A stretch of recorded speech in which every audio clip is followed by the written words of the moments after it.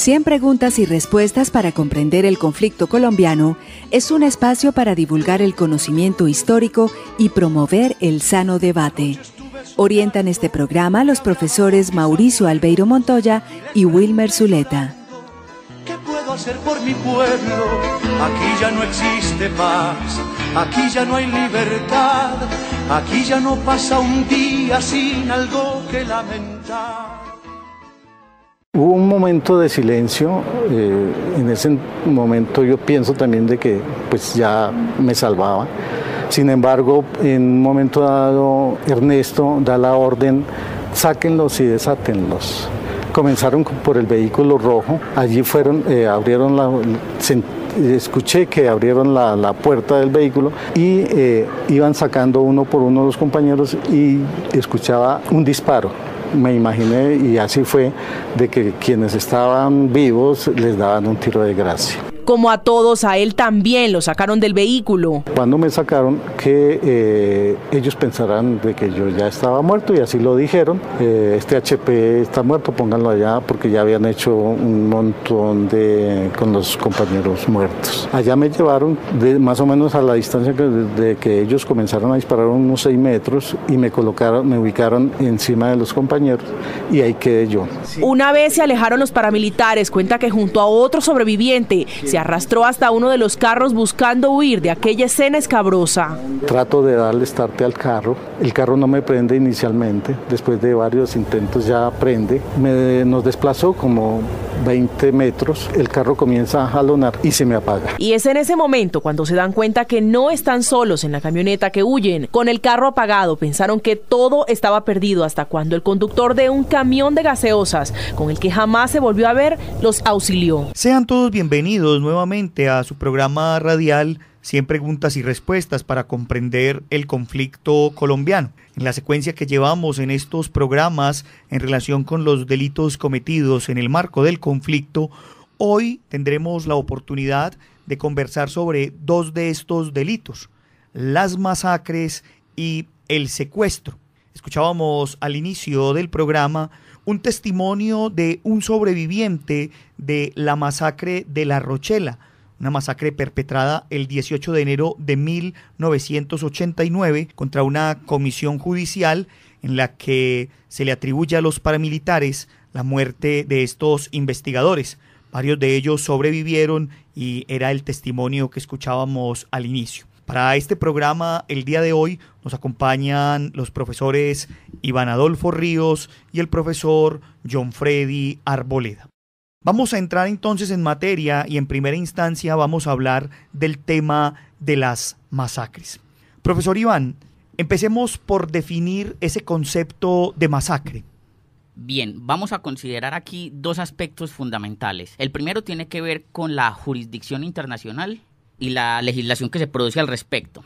Y segundo, la práctica y la dinámica que el conflicto determina, no solamente en materia de jurisprudencia, sino también en términos de las nociones que maneja la opinión pública. Entonces, en primera medida tenemos que decir que, de acuerdo con el orden jurídico internacional, existen 2 obligaciones por parte del Estado, ¿cierto? La prohibición de toda actividad o acción que atente contra la integridad y la vida de los grupos humanos. Y lo segundo es que el Estado donde se produzcan asume una responsabilidad. Eso en primera medida. Frente a las acciones de homicidios colectivos existe una confusión, si se quiere, ante la opinión pública de lo que es genocidio y masacre. Genocidio supone la eliminación de grupos sociales por orden religioso, social, político o por contradicciones dentro del Estado donde se produce. La masacre también implica esas acciones contra grupos colectivos, pero que no persiguen esa finalidad. Esto, digamos que está claro para la legislación internacional, y en materia de legislación colombiana ya hubo un proyecto de ley en 1998 que buscaba tipificar los delitos de lesa humanidad, pero el Código Penal Militar, la ley 522 de 1999, excluyó esa posibilidad de discusión. Entonces, en ese orden de ideas encontramos cuáles son las precisiones que frente a este delito se refiere. Profesor, hablemos de las masacres en términos estadísticos para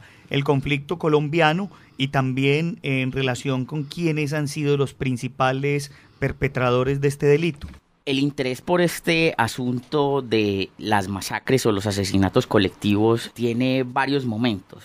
Inicialmente, en 1948, cuando se crea la Convención para la Prevención y Sanción de los Delitos de Lesa Humanidad, como el genocidio, cobra interés dentro de la legislación internacional. Fundamentalmente para Colombia, esto empieza a tenerse en cuenta desde las discusiones en el marco de las negociaciones del proceso de paz en La Habana. Se producen unos estudios sobre actores armados, generación de delitos de lesa humanidad y víctimas. En ese orden de ideas, entonces, el Centro Nacional de Memoria Histórica empieza a producir una serie de estudios a partir de 2015, en donde se evalúan los impactos de estos crímenes de lesa humanidad a la luz de derecho internacional humanitario. De acuerdo con la investigación del Centro Nacional de Memoria Histórica, se determinó que entre 1958 y 2012 el conflicto armado provocó la muerte de 218.094 víctimas, de las cuales 40.787, es decir, el 19%, fueron combatientes de diferentes bandos, mientras que el 81%, es decir, 177.307, corresponden a civiles. Esto significa que de cada 3 muertes violentas registradas en el país durante el último medio siglo ha sido consecuencia del conflicto. De la inmensa mayoría de estas fatalidades, 8 de cada 10 han sido civiles. También señala que entre 1985 y 2012 se han presentado 1.982 casos de masacres, con 11.751 víctimas, de las cuales 1.168 fueron perpetradas por grupos paramilitares, 343 por grupos de guerrillas, 158 por fuerza pública, 295 por grupos armados no identificados y 20 por grupos amalgamados entre fuerzas militares, paramilitares y grupos armados en general. Entre los municipios identificados como de concentración de estas masacres encontramos en el norte Ciénaga Magdalena, Carmen de Bolívar, Valledupar, Agustín Codazzi, Tierra Alta. En el norte del país encontramos a Tibú y Cúcuta en el norte de Santander, Cimitarra en Santander y Barrancabermeja. En Antioquia, Turbo, Apartado, Remedios, Medellín, San Carlos, y en el Valle, en el municipio de Buenaventura. Fundamentalmente se concentran por disputas de territorios para establecer el control y el ejercicio del poder sobre la base del miedo y la indefensión de las víctimas. Hay que decir que existe un proyecto titulado Rutas del Conflicto, liderado por el Centro Nacional de Memoria Histórica y que estuvo apoyado en las investigaciones realizadas por el portal periodístico investigativo que lleva por nombre Verdad Abierta. Hay que decir que en estas referencias en torno a las masacres hacen una investigación que tiene el periodo de 1982 a 2013. Documenta así plenamente este informe 728 masacres que ocurrieron en esta época. Dice este mismo informe que en este periodo de tiempo las masacres cometidas se estipulan según sus actores de la siguiente manera: 1.166 de esas masacres fueron cometidas por grupos paramilitares. Después hay un número de masacres cometidas por grupos armados no identificados con un total de 295 masacres. Y a la guerrilla de las FARC, o a la antigua guerrilla de las FARC, se le postula en este informe con el haber cometido 238 masacres.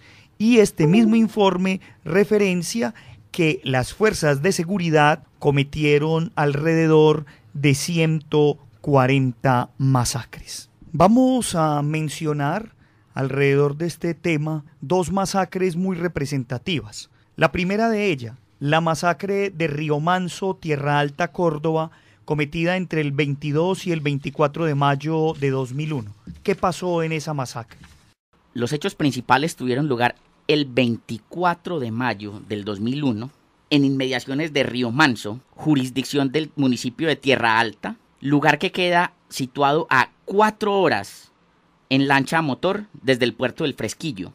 Allí unos campesinos que habían llegado desplazados por la construcción de la represa del Urrá se desempeñaban como labriegos de madera y cultivadores de maíz y fueron víctimas de acciones perpetradas por la guerrilla en esta zona donde durante mucho tiempo han ejercido el control. Los hechos fueron conocidos por denuncias de también campesinos labriegos que hicieron llegar la información al despacho del entonces alcalde Sigilfredo Senior Sotomayor, y donde denunciaban además que durante los hechos la guerrilla llevaba durante 2 días antes retenes y quema de viviendas en la zona donde encontraron los cuerpos. La acción sería, por lo que se conoce, una retaliación contra las víctimas que se dedican a sembrar y cultivar coca sobre el nudo del Paramillo, bajo el control de los paramilitares. Otra masacre representativa en la trágica historia del conflicto colombiano es la cometida el 16 de mayo de 1998 en el territorio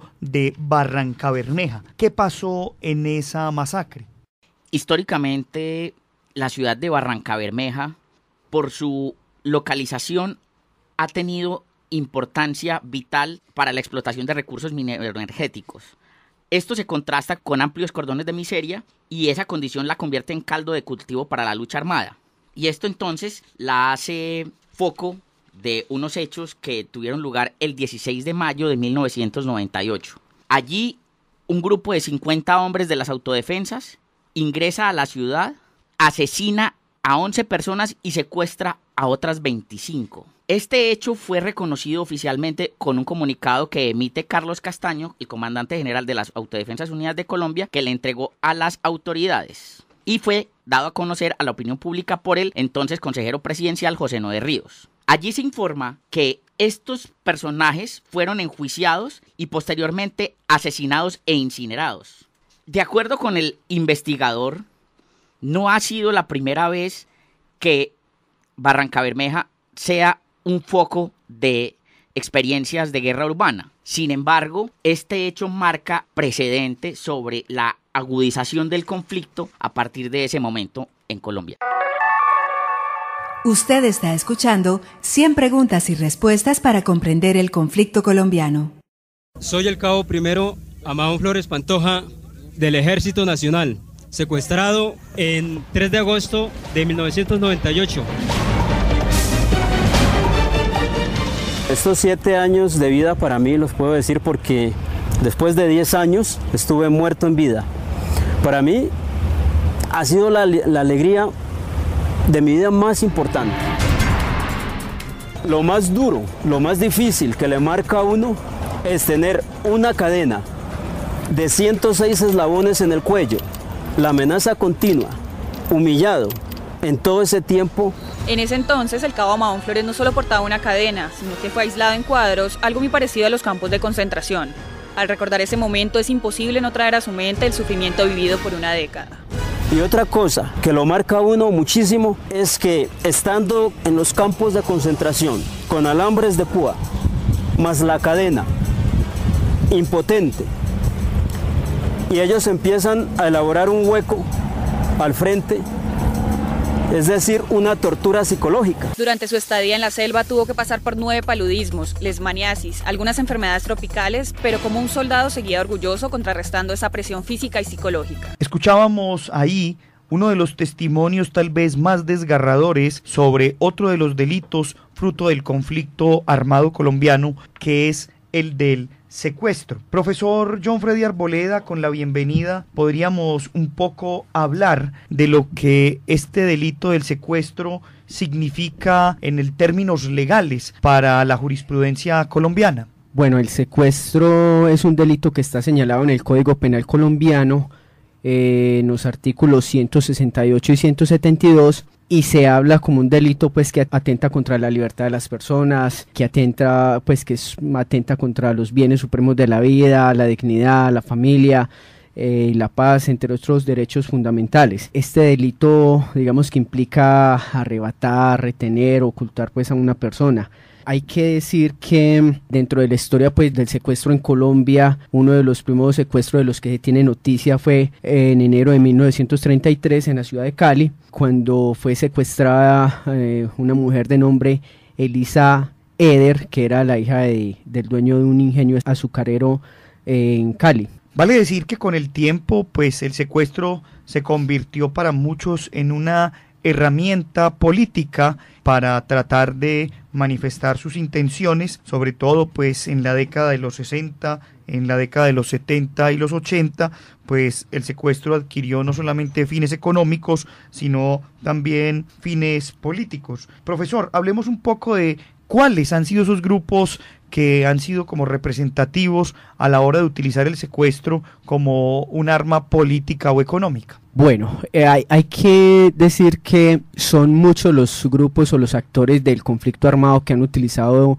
digamos, esta estrategia o esta acción. Entonces podemos destacar grupos como el EPL, las FARC, el ELN, los narcotraficantes, los paramilitares. Incluso uno recuerda, leyendo algo de la historia de los grupos armados, que incluso dentro de algunos grupos se discutía hasta qué punto era válida el secuestro. Muchos grupos de estos guerrilleros lo van a utilizar como una forma de financiación pues para esos grupos. En el caso, por ejemplo, de los narcotraficantes, es curioso porque hubo algún momento en donde, como ya lo hemos señalado en este programa, se opusieron al secuestro cuando recurren pues a estos grupos del MAS, que era la muerte de secuestradores, pero como posteriormente ese mismo secuestro lo van a utilizar como una forma de presionar a los diferentes gobiernos para evitar la extradición. Eso fue muy utilizado en los 80 y los 90. Los grupos paramilitares también recurrieron a esta práctica e incluso secuestraron a políticos importantes como la senadora Piedad Córdoba, e incluso lo utilizaban como una forma de presionar a los grupos guerrilleros, a los cuales les fue secuestrado algunos familiares de estos. El secuestro ha sido utilizado tanto en contra de civiles como de militares. Para muchos, pues el secuestro de militares estaba enmarcado en el marco del VIH y para otros no. Pero sobre todo existen y se recuerdan aquellos secuestros de civiles que estuvieron enmarcados en las famosas pescas milagrosas, muchos secuestrados sobre todo por el hecho de reclamar alguna extorsión, y otros que fueron secuestros políticos, sobre todo con el fin de presionar al gobierno. Profesor Arboleda, ¿qué podemos decir de esos secuestros de civiles y de esos secuestros de militares en el marco del conflicto colombiano? Bueno, sobre las pescas milagrosas, fue una práctica que realizaron algunos grupos guerrilleros, los cuales se ubicaban en las afueras de los pueblos e incluso en ocasiones de grandes ciudades, hacían la retención pues de civiles. Lo otro también hay que decir es que también dentro de esta práctica del secuestro hubo una serie de secuestros masivos, bastantes importantes, que se perpetraron o que se dieron en la década de los 90 por parte de grupos guerrilleros como las FARC. Y hay que destacar sobre todo el periodo entre 1996 y 1998. Voy a reseñar solamente algunas incursiones que hicieron grupos de las FARC y cuántos retenidos ocurrieron. Hubo unos ataques por ejemplo, a la base militar de Las Delicias en el Putumayo en 1996, donde se generaron 60 retenidos militares. Luego se presenta el ataque al Cerro Patascoy en Nariño en 1997, donde se presentan 35 retenidos. Luego hay un ataque en Caquetá en 1998, una patrulla, y son 30 retenidos. Y también destacar un ataque a la policía en Miraflores, Guaviare en 1998, donde hubo 39 retenidos. Otro golpe bien importante generado por parte de la guerrilla del ELN en estos hechos de secuestro fue en 1999 a un grupo de 143 personas que participaban en un acto religioso en la iglesia de la María. Esto fue en mayo de 1999. Vale decir acá que las discusiones, sobre todo con la guerrilla de las FARC, se presentaban por el tema del intercambio humanitario. Recordemos que el gobierno de Andrés Pastrana en el año 2001 firmó el Acuerdo de los Pozos, por medio del cual logró un intercambio humanitario con la guerrilla de las FARC, donde se entregaron 50 militares a cambio de 15 guerrilleros. Sin embargo, este intercambio humanitario no paró de alguna manera los secuestros, y fue el Mono Jojoy quien habló entonces de una especie de situación en la que tendrían que secuestrar políticos para poder presionar al Congreso y al presidente de la República para hacer un intercambio humanitario entre guerrilleros en las cárceles y militares secuestrados o retenidos por esta guerrilla. Eso fue lo que llevó a que posteriormente se dieran secuestros tan emblemáticos como la de la candidata presidencial Ingrid Betancourt y su fórmula política Clara Rojas, la del entonces gobernador de Antioquia Guillermo Gaviria y su asesor de paz Gilberto Echeverry, o la de los famosos 12 diputados de la Asamblea del Valle del Cauca, quienes terminaron siendo asesinados en su cautiverio,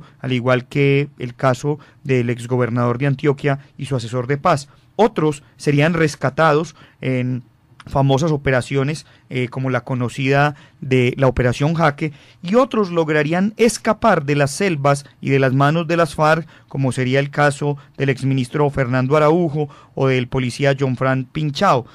Además de eso, también otros casos como el de Oscar Tulio Liscano, reconocido excongresista, que se lograría escapar gracias al apoyo de quien fuera en ese momento su centinela o su guardián. Profesor Arboleda, hablemos un poco de las cifras. ¿Qué podemos decir en cuanto al tema estadístico en relación con el secuestro en el marco del conflicto colombiano? Hay diferentes estudios o informes que presentan, pues, o sea, mejor dicho, no hay una uniformidad pues en las cifras, pero vamos a hablar, por ejemplo, del informe del Basta Ya. Vamos a quedarnos por ahora con ese informe, y este informe propone cómo entre 1970 y 2010, en este periodo de 40 años, se registraron en el país más de 27.000 secuestros asociados al conflicto armado. Otros 9.500 más fueron perpetrados por la criminalidad, pero hay que destacar en unos porcentajes que al grupo al que más se le atribuyen secuestros es el caso de los grupos guerrilleros, los cuales contarían con el 90% de los casos, que eso sería el equivalente a 24.400 secuestros. Posteriormente van a aparecer los grupos paramilitares en ese periodo, o en un periodo más reciente, con 2.541 secuestros, que corresponden al 9.4. No podemos dejar de mencionar aquí también el informe del Centro Nacional de Memoria titulado Una sociedad secuestrada, donde no solamente se reconocen las cifras de este delito, sino también el impacto que este delito pues ha causado no solamente en las personas víctimas, sino también en sus familiares, amigos y conocidos. Hay un tema bastante polémico, profe John Freddy, y es el asunto de las declaraciones sobre este tema del secuestro. ¿Qué podemos decir de que lo que han dicho figuras reconocidas de los distintos grupos armados al margen de la ley? Varios grupos guerrilleros han rechazado ese término de secuestro. Ellos van a hablar de retenidos, incluso en especial en la década de los 90 y principios de la década del 2000 van a hablar de hacer incluso un canje humanitario, y van a hablar de la figura de prisioneros de guerra. Estos temas que de alguna manera pues nos convocan para hablar sobre el asunto también del secuestro no pueden quedar, digamos, aislados de un tema tan importante como lo que se ha dado en los últimos años de la Justicia Especial de Paz. Por eso los invitamos también a todos nuestros oyentes a que escuchen muchos de los testimonios que exsecuestrados han dado en las versiones libres a las que la JEP los ha convocado y donde han contado su historia de un flagelo tan doloroso como el secuestro. Y cerraremos este tema hablando de una polémica que es muy interesante también, y es el hecho de pensar si el secuestro es o no un delito conexo al conflicto colombiano y un delito conexo al delito político. Este tema es bastante polémico, sobre todo porque hay quienes sostienen que si son secuestros de civiles, como las pescas milagrosas o aquellos secuestros de extorsión económica o secuestros políticos, pues en realidad nunca pueden ser asociados a un delito político, mientras que algunos miembros de grupos armados, en su momento las guerrillas, sostienen que los retenciones de los militares podrían estar enmarcadas bajo el DIH, sobre todo como la retención de prisioneros de guerra.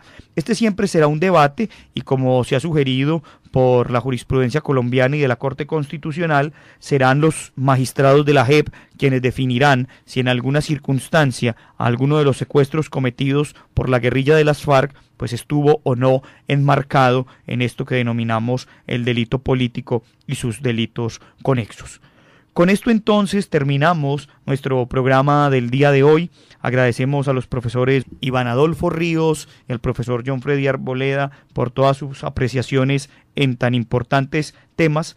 Agradecemos también a la Universidad Nacional por este espacio que nos brinda, a Jorge Benjumea en el máster, y a todos ustedes los invitamos para que sigan escuchando nuestro programa 100 preguntas y respuestas para comprender el conflicto colombiano. Hasta pronto. 100 preguntas y respuestas para comprender el conflicto colombiano es un espacio para divulgar el conocimiento histórico y promover el sano debate. Orientan este programa los profesores Mauricio Albeiro Montoya y Wilmer Zuleta. ¿Qué puedo hacer por mi pueblo? Aquí ya no existe paz, aquí ya no hay libertad, aquí ya no pasa un día sin algo que lamentar.